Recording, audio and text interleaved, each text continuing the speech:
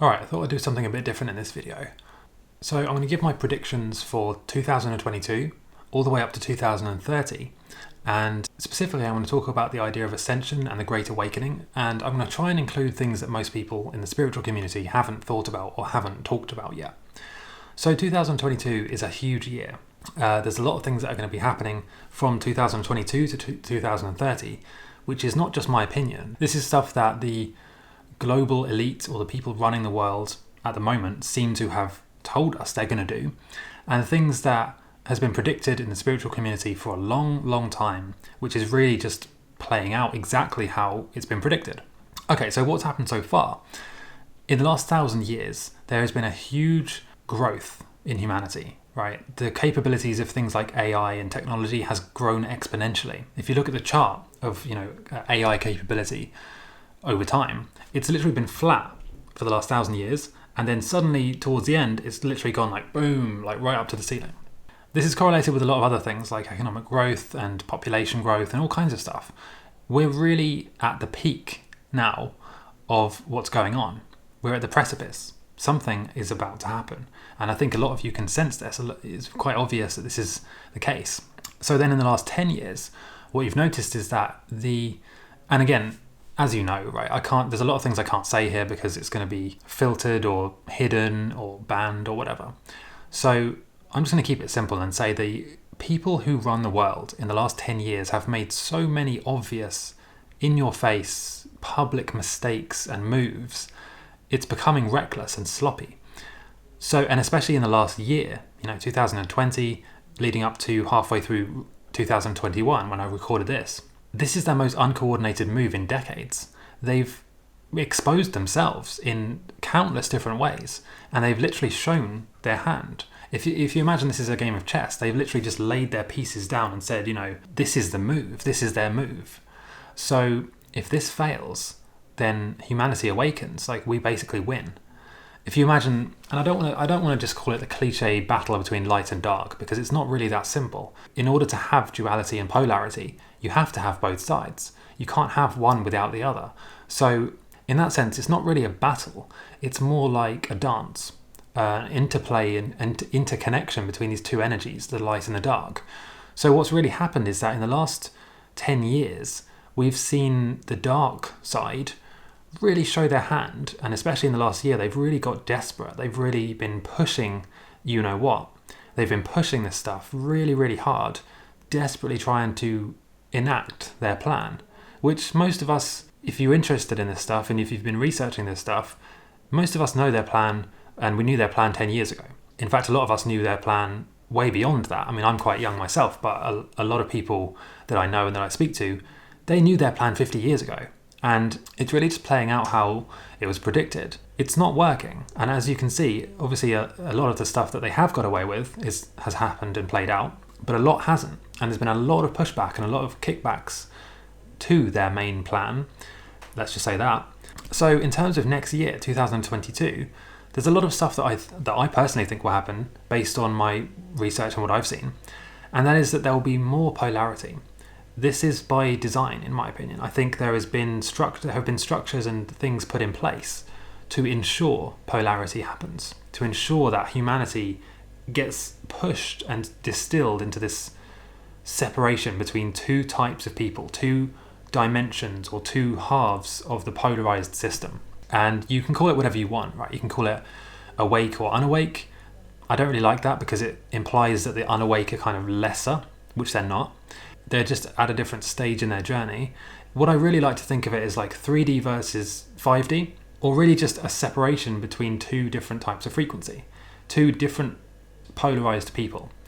And this is not necessarily a bad thing. This is actually quite good because in order to experience something, you have to really have a contrast between the thing you're experiencing and something else, the opposite of that thing.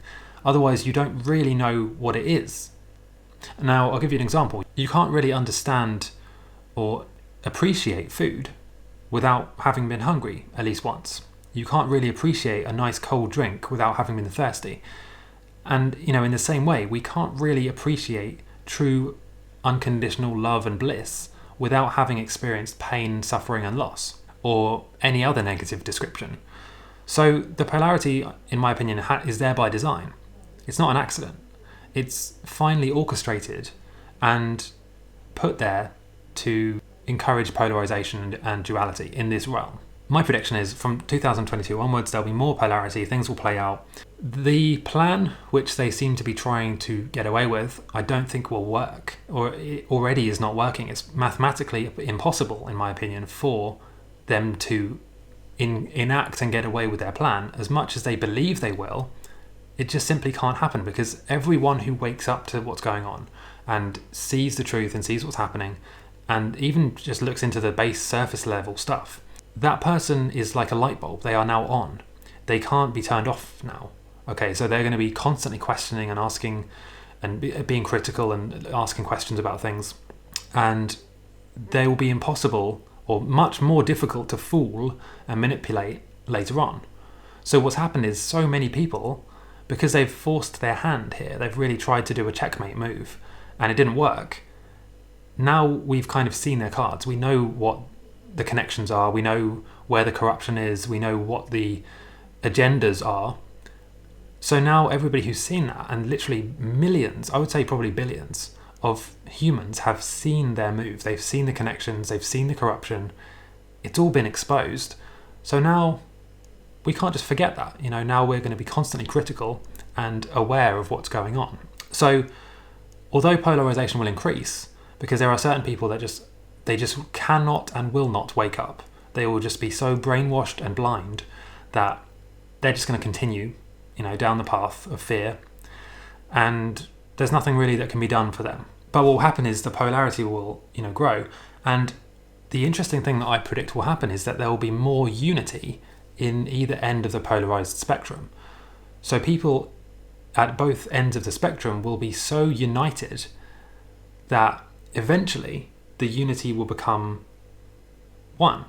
So this will happen, there'll be a crumbling of control structures and systems, and that stuff's already starting to happen now. Society will then rebuild itself.